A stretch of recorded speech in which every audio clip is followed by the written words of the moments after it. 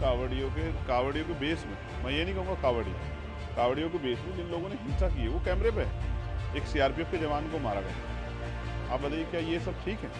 किस आधार पे इसको जो है गवर्नमेंट डिनाई करेगी? तो ये सवाल है, इसका सवाल का जवाब सरकार को देना। बंद कर रहे हैं शराब की दुकान, नशे की दुकान खोल रहे हैं, 27,000 स्कूल बंद करें, बच्चे कहाँ जाएंगे? 3 किलोमीटर 4 किलोमीटर बच्चों को भेज रहे हैं। ये तो जो है आरटी, जो राइट टू एजुकेशन पार्लियामेंट ने बनाया था, ये तो उसके खिलाफ जो है काम हो रहा है। कोई आतंकवादी नहीं बता रहा है, ना बता सकता है। जिसकी जिस धर्म में धार्मिक आस्था है उसके आयोजन में उसको शामिल होना चाहिए।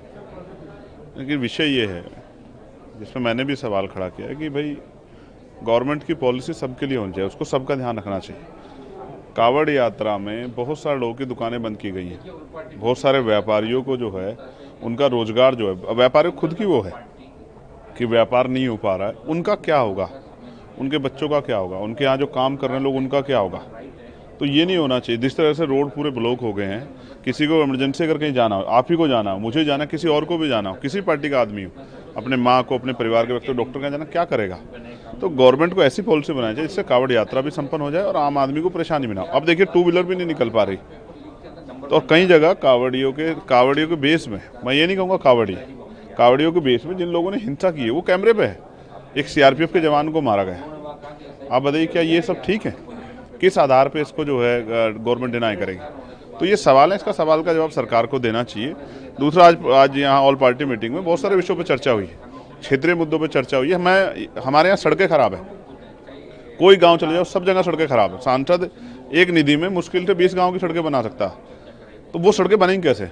हमारे यहाँ उत्तर प्रदेश में राज्य सरकार भारतीय जनता पार्टी की है, तो वो सरकार को क्यों निर्देशित नहीं करती कि वो सड़कें बनाएं? और स्कूल बंद कर रहे हैं, शराब की दुकान, नशे की दुकान खोल रहे हैं, 27,000 स्कूल बंद करें, बच्चे कहाँ जाएंगे? 3 किलोमीटर 4 किलोमीटर बच्चों को भेज रहे हैं। ये तो जो है आरटी, जो राइट टू एजुकेशन पार्लियामेंट ने बनाया था, ये तो उसके खिलाफ जो है काम हो रहा है। आप इंडिया अलायंस में है नहीं और आम आदमी पार्टी ने इंडिया अलायंस को बाय बाय कह दिया है। क्या आपको लगता है कि भारत गठबंधन इंडिया अलायंस को अलग पड़ रहा है? ये उनका विषय है, मैं उस अलायंस का हिस्सा नहीं हूँ, मैं इस अलायंस का हिस्सा हूँ। मैं अपनी पार्टी का इंडिविजुअल मेंबर हूँ, आज़ाद समाज पार्टी, और तमाम जो है हकवंचित समाज के लोगों की आवाज़ उठाता हूँ। उन्होंने क्यों बाय बाय का, क्या उनके विषय, तो वो बेहतर जानते हैं। वो तो पहले से भी आपस में एक दूसरे के खिलाफ लड़े हैं, स्टेट का जो चुनाव लड़े हैं, हरियाणा का चुनाव लड़े हैं, तो इस पर मैं क्या कह सकता हूँ?